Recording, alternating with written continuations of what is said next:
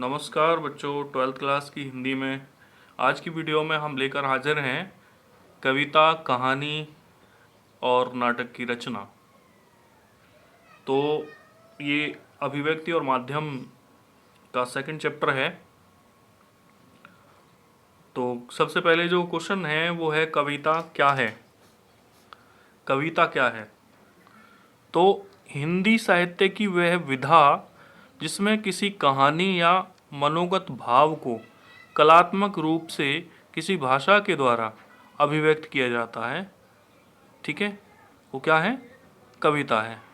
कविता का शाब्दिक अर्थ है काव्यात्मक रचना या कवि की कृति जो छंदों की श्रृंखलाओं में विधिवत बांधी जाती है।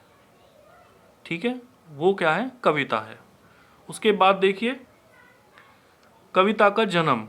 दूसरा जो क्वेश्चन है इसी में जो पॉइंट बनता है वो है कविता का जन्म। भारत में कविता का इतिहास और कविता का दर्शन बहुत पुराना है। इसका प्रारंभ भरत मुनि से समझा जा सकता है।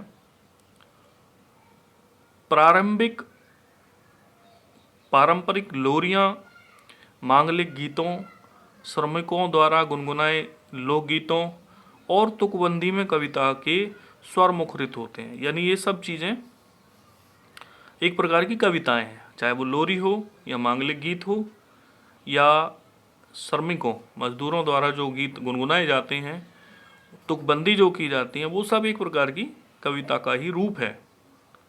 ठीक है, उसके बाद देखेंगे कविता का लेखन। कविता को लिखना ही कविता लेखन है। कविता लेखन से कविता लेखन के संबंध में दो मत मिलते हैं, जिसमें एक का मानना है कि अन्य कलाओं की तरह कविता लेखन की कला को प्रशिक्षण द्वारा नहीं सिखाया जा सकता, क्योंकि इसका संबंध मानवीय संवेदनाओं से है। जबकि दूसरा मत यह है कि अन्य कलाओं की भांति प्रशिक्षण के द्वारा कविता को भी सरल बनाया जा सकता है। ठीक है, एक मत तो ये कहता है कि ये मानवीय संवेदना है, इसलिए इसको प्रशिक्षण द्वारा नहीं सिखाया जा सकता। लेकिन दूसरे मत में ये भी बात आती है कि प्रशिक्षण द्वारा इसको सरल तो बनाया जा सकता है। अब देखिए कविता के तत्व या उपकरण। तो कविता के यहाँ पर 5 तत्व नजर आते हैं। सबसे पहला है शब्द, फिर बिंब, फिर छंद, फिर परिवेश और फिर भाव। अब देखिए पहला है शब्द। कविता लेखन का पहला तत्व या उपकरण शब्द है।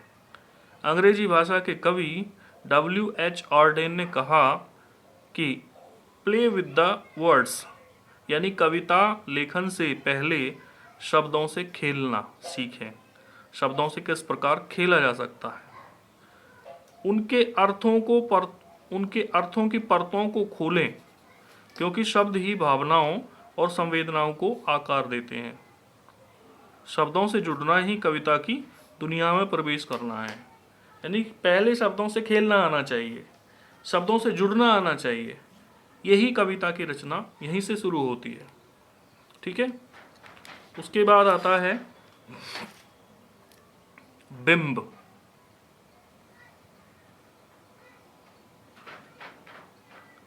बिंब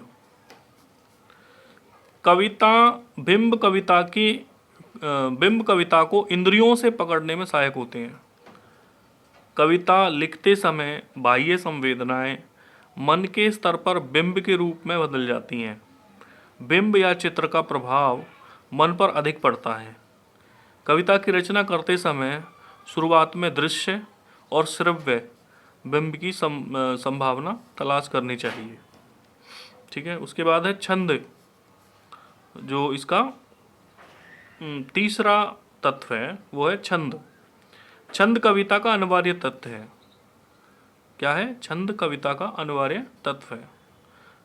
छंद के अनुशासन की जानकारी के बिना आंतरिक लय का निर्वाह असंभव है। यानी कविता में लय बहुत जरूरी है और लय बनाना छंद के बिना असंभव है। अतः कविता लिखने से पूर्व छंद की बुनियादी जानकारी होना अत्यंत आवश्यक है। यानी छंद की जानकारी होनी चाहिए कविता लिखने के लिए, तभी कविता में लय आती है। परिवेश, कविता के उपयुक्त सभी तत्व परिवेश और संदर्भ से परिचालित होते हैं। कविता की भाषा, संरचना, बिंब, छंद सब परिवेश के इर्द गिर्द घूमते हैं। यानी परिवेश भी एक इम्पोर्टेंट इसका तत्व होता है। फिर आता है भाव।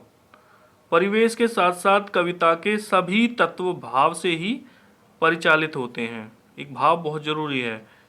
कवि की वैयक्तिक सोच, दृष्टि और दुनिया का नजरिया कविता की भाव संपदा बनती है। तो भाव भी एक अनिवार्य इसका तत्व होता है। तो आज के लिए इसमें इतना ही काफ़ी है।